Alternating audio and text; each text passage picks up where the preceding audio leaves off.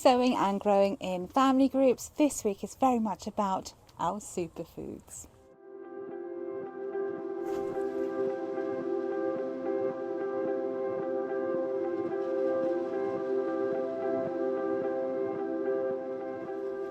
When it comes to growing our own, we're very aware that actually it's very good for our mental health, getting outside, getting our hands in the soil and being with nature. But actually when we're growing food, we're also thinking about our superfoods. Now our superfoods really come into that bracket. Again, we're thinking about families of our Amaranthacea.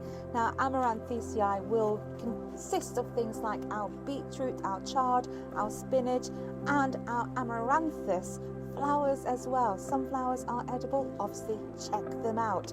Now with our beetroot, there's lots of different varieties. We have our Baltardi, which is our really nice deep purple beetroot, which when you cut into can make quite a mess. We have got our Chioggia, which is that stunning beetroot which has those white and purple concentric circles. That is actually how you pronounce it. Just make sure that you're getting it right because it's based on a place in Italy. And then we can also have our much more elongated beetroot, which is like our cylindra. Now each of these obviously are our beetroots. We can also have sugar beet is a part of the same family, and mangel wurzel is, although mangel wurzel is quite underrated in terms of being a human food source and is quite often used with cattle.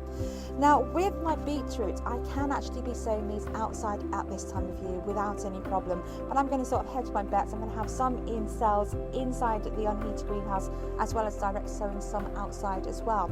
Now when it comes to sowing the seeds for beetroots, they quite like being in batches. They like the company. So in my cells, I'm just going to, as usual, fill up my cells with some nice peat-free compost.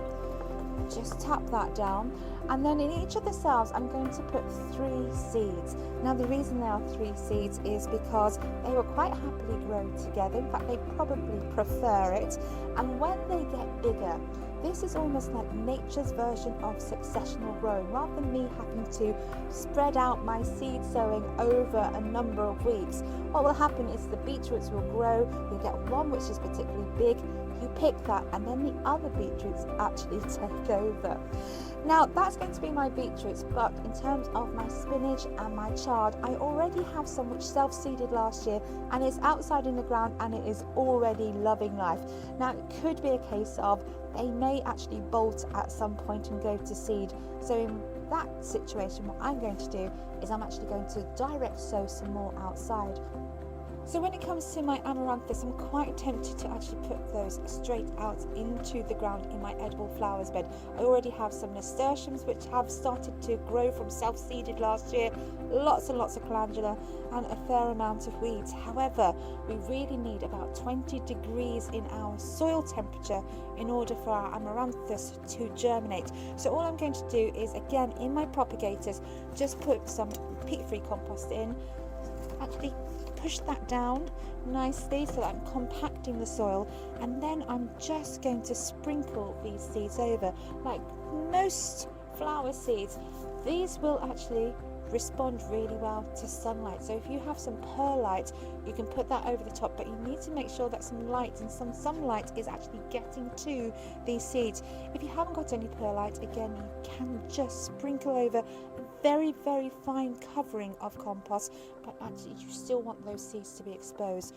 All I'm going to do then is just water this, put it into a propagator with the lid on in my unheated greenhouse, and then they should start to grow. If you let them go to flower, you can be looking at something like a grain, which also includes our quinoa. Our quinoa is also a superfood and in the same family, but maybe the yield will not be quite as high. Lots and lots of things to do, still lots of things to sow, but sticking with our families, get some more stuff in your propagators or even outside directly in the ground.